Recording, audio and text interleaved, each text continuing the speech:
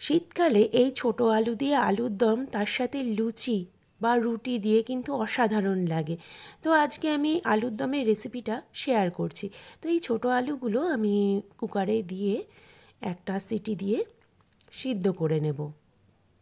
এর মধ্যে কিছুটা জল দেব আর নুন দিয়ে সিদ্ধ করে নিচ্ছি।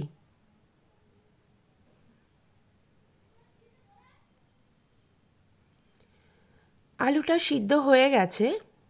একটা সিটি দিলেই কিন্তু এই ছোট আলু সিদ্ধ হয়ে যাবে।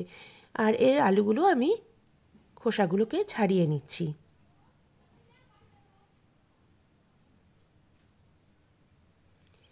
এবার কড়াইতে আমি রিফাইন তেলেই রান্নাটা করছি, আর খুব বেশি কিন্তু তেল দরকার হয় না।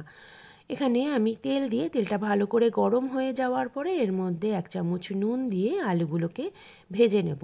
এর মধ্যে সামান্য একটু হলুদ দিয়ে আলুটাকে ভাজবো। বেশ লাল লাল করে একটু যখন ভাজা হয়ে যাবে আলুগুলোকে তুলে নিচ্ছি। তুলে নেওয়ার পরে সামান্য আর একটু তেল দিয়ে দিলাম। এর মধ্যে দিয়ে দিচ্ছি তেজপাতা, শুকনো লঙ্কা, দারচিনি, এলাচ, ফোড়ন দিলাম। এর মধ্যে 2টো বড় সাইজের পেঁয়াজ আমি কুচিয়ে নিয়েছি, সেটা দিয়ে দিলাম। দিয়ে গ্যাসের ফ্লেমটাকে লো রেখে ভালো করে ভাজবো। এখানে আমি কিছুটা রসুন আর কাঁচা লঙ্কা আমি একটু থেতো করে নিচ্ছি।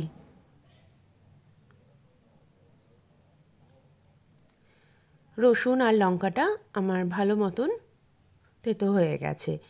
এখানে আমার পেঁয়াজটাও বেশ ভালো মতন ভাজা হচ্ছে। এর মধ্যে আমি 1 চামচ নুন দিলাম। নুন দেওয়াতে পেঁয়াজটা কিন্তু বেশ ভালোভাবে নরম হয়ে যায়।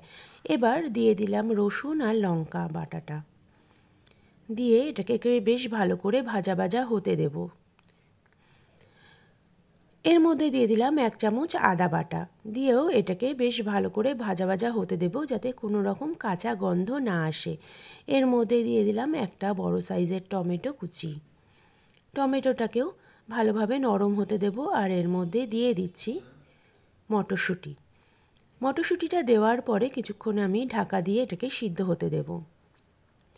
কিছুক্ষণ হয়ে যাওয়ার পরে এখানে এখন টমেটোটা আর মটরশুঁটি সব কিন্তু বেশ ভালোভাবে নরম হয়ে গেছে। এর মধ্যে দিয়ে দিচ্ছি 1 চামচ হলুদ গুঁড়ো, 1 চামচ ধনের গুঁড়ো, 1 চামচ জিরের গুঁড়ো, কাশ্মীরি লঙ্কার গুঁড়ো যাতে কালারটা বেশ ভালো আসে, আর এর মধ্যে দিচ্ছি চিকেন মশলা, আর দিয়ে দিচ্ছি সামান্য একটু চিনি। চিনিটা দিলে কালার কিন্তু খুব ভালো আসবে। আর দিয়ে দিচ্ছি একটু টমেটো সস, দিয়ে এটাকে খুব ভালোভাবে নাড়াচাড়া করে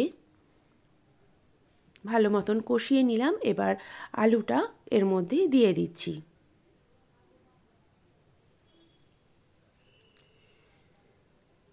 আলুটা দিয়ে খুব ভালোভাবে কষিয়ে নেব।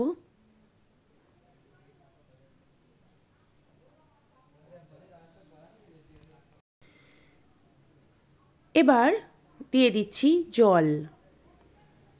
জলটা দিয়ে বেশ ভালো মতন যখন ফুটে যাবে, খুব ভালোভাবে ফুটে গেছে, আলুর দমটা কিন্তু আমার একদম রেডি হয়ে গেছে। খুব সুন্দর এই আলুর দমটা লাগে, একটু টক, মিষ্টি, ঝাল সব রকম টেস্ট। তার মধ্যে শেষে দিয়ে দিলাম ধনেপাতা কুচি। ব্যাস, আলুর দম কিন্তু একদম রেডি। এটা লুচি, রুটি, পরোটা দিয়ে কিন্তু অসাধারণ লাগবে। বন্ধুরা, আমার এই রেসিপি যদি আপনাদের ভালো লাগে, লাইক, শেয়ার, কমেন্ট আর সাবস্ক্রাইব করতে ভুলে যাবেন না। পাশে থাকা বেল আইকনটিও বাজাতে, তাহলে আমার ভিডিও সমস্ত নোটিফিকেশন আপনাদের কাছে সবার আগে পৌঁছে যাবে।